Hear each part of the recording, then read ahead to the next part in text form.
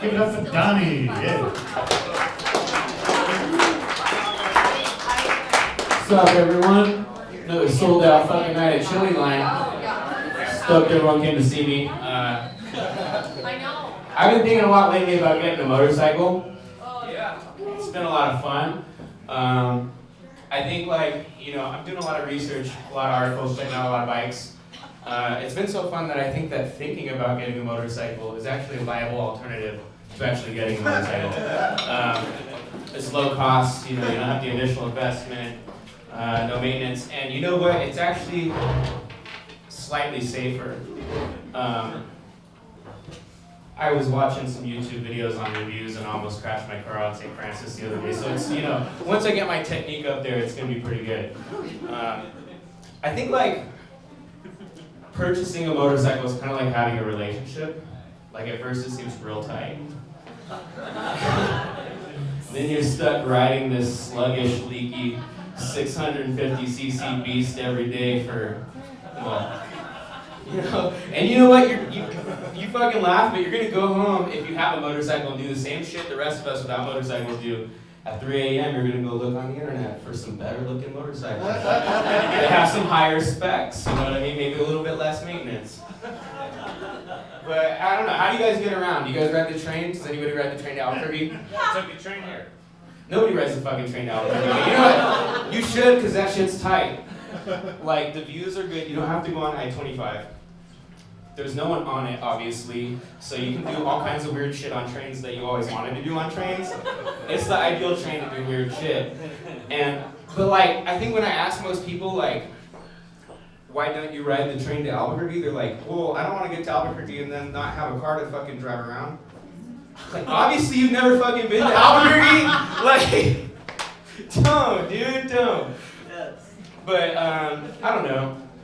I think, like, if you're a dude and you're having trouble dating, you probably haven't tried to explain cryptocurrency and how it works to enough women at bars. Like, trust me, once they realize the investment potential and that they have to do it right now, they're gonna know that you're looking out for their best interest and they're gonna want to sleep with you. Like, trust me. That. Looking around, dude, like, do you have any male prostitutes in here? Yo, this guy. I don't even have a joke about this. I'm just in marketing and I'm raising awareness for people who are doing God's work. You know what I'm saying? Like, I thought about doing a career in this. You know, once they raise minimum wage to $15 for an hour. But realistically, like, I crunched some numbers and it's probably not the most viable way for me to get my motorcycle. Thank you, Joy. So, yeah, that's that. And I want to talk about something actually kind of serious, something that's been on my mind I feel pretty strongly about. And it's marijuana edibles. Fucking hard drugs disguised as candies. Take you to another place. And, you know, I myself have decided to quit doing marijuana edibles in public. After a recent experience I had. And I'll tell you right now exactly how this goes, okay? It was Halloween. I'm feeling myself. I had some edibles. I was drinking some beer. Throw that on top, why not, you know? And you get to that point where you're like, oh, fuck, I'm telling jokes, this shit's funny, like, I'm quick, I could probably play pool real good right now. You're like, feel it, you're in the zone. I need to go to the restroom. Across the room from me is a small, short, very round, older woman in a bee costume. And I wanted her to know that I appreciated this, so I came up with a plan.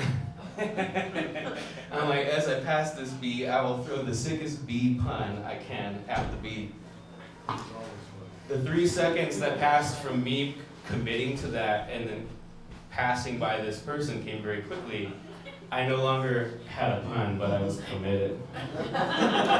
So I turned to this bee, and I said, Buzz. And without hesitation, the bee turns to me and she buzzed back. Now, I wasn't prepared for this situation. Like, I didn't want this shit in my life at all. I don't fucking ever want to buzz at someone and get buzzed back, ever. And this was the moment I knew I had to fucking quit. you can't be doing this kind of shit. So if any one of you or anyone you know is having problems with marijuana edibles and you want to talk about it, I'll be here after the show. We can work things out.